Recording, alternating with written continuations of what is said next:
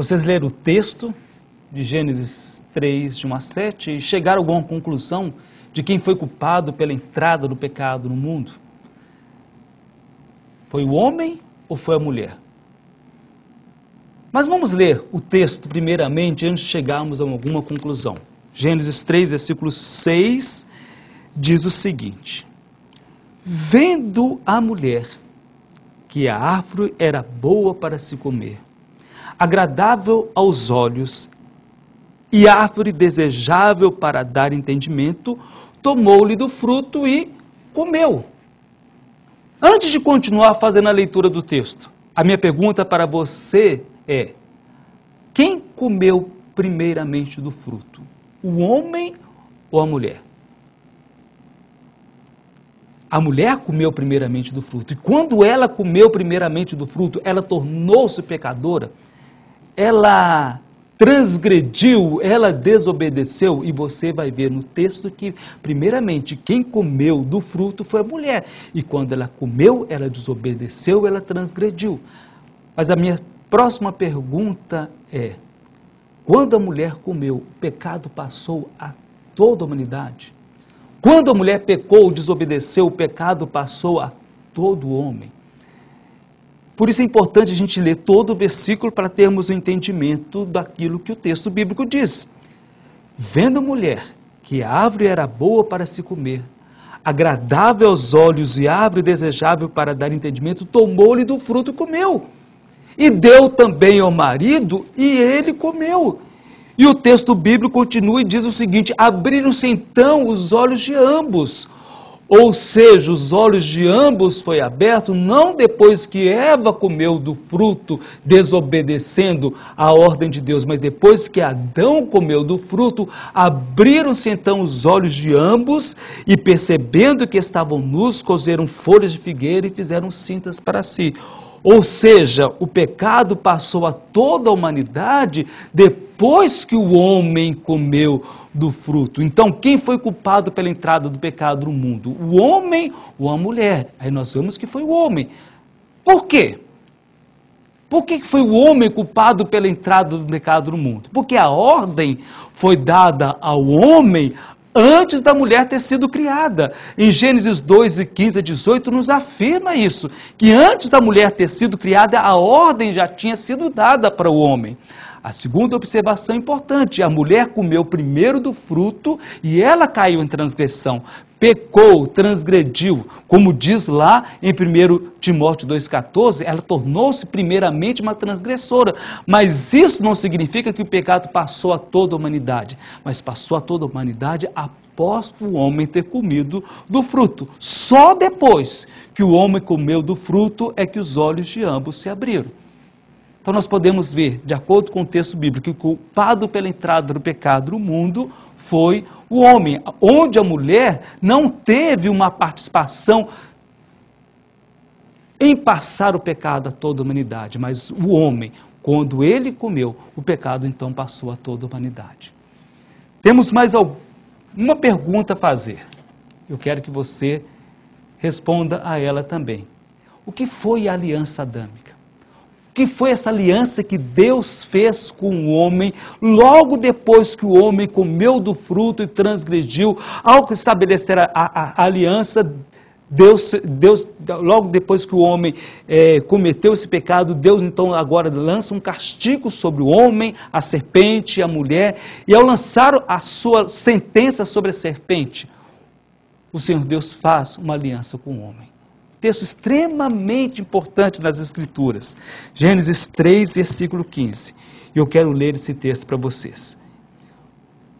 Deus falando para a serpente: porém inimizade entre ti e a mulher, entre a tua descendência e o seu descendente. Este te ferirá a cabeça e tu lhe ferirás o calcanhar. Versículo extremamente importante. Ele é conhecido, ele é chamado de o proto-evangelho, onde pela primeira vez Deus já anuncia a salvação através da semente da mulher. Ele diz: porém inimizade entre ti, a serpente e a mulher, entre o teu descendente e o seu descendente. Este te ferirá a cabeça. O descendente da mulher vai ferir a cabeça da serpente, e tu lhe ferirás o calcanhar. Quando foi que o descendente da mulher feriu a cabeça da serpente, mostrando-se vitorioso contra aquilo que havia acontecido há séculos atrás? Na morte do Senhor Jesus, lá no Calvário, a cabeça da serpente foi esmagada e a vitória foi garantida, podendo dar salvação para o homem, conhecido então esse versículo como proto-evangelho, onde desde o começo Deus já anuncia e Deus proporciona salvação para o homem. Deus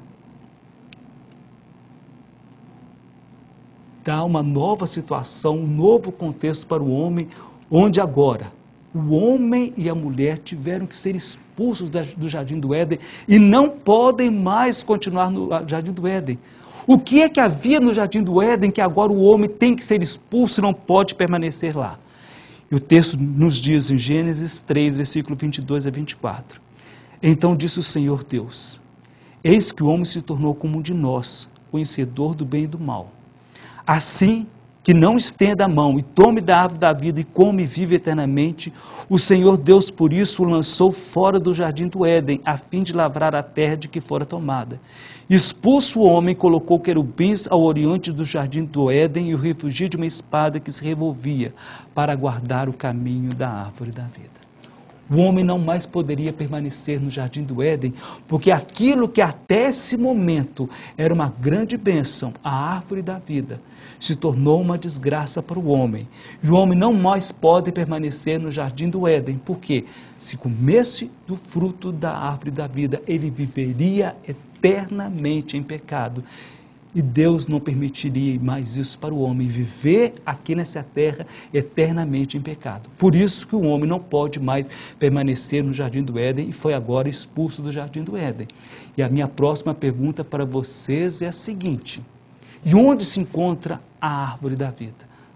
Que só existia no Jardim do Éden. Onde podemos ter a árvore da vida? No último capítulo da Bíblia, em Apocalipse 22, versículos 2, versículos 14, nos afirma que nós vamos ter acesso à árvore da vida e vamos poder comer do fruto da árvore da vida. Essa é uma verdade impressionante para nós, uma verdade que nós não podemos deixar de louvar ao nosso Deus. Aquilo que Adão e Eva tinham quando viviam na árvore da vida, nós vamos ter, porque nós temos a eternidade em nós. E agora o homem e a mulher foram expulsos do Jardim do Éden. Vai se passar um grande período de tempo, onde nós vamos ver aquilo que vai acontecer com o homem a partir do capítulo 6. E eu gostaria que vocês lessem para a nossa próxima aula, o capítulo 6 de Gênesis, onde nós vamos ter informações relevantes, onde nós vamos conhecer um nosso novo personagem depois de um longo período de tempo, a vida do nosso querido personagem, a vida de Noé. Leiam o capítulo 6 de Gênesis e tragam para a nossa próxima aula, onde vamos estudar a vida desse nosso próximo personagem.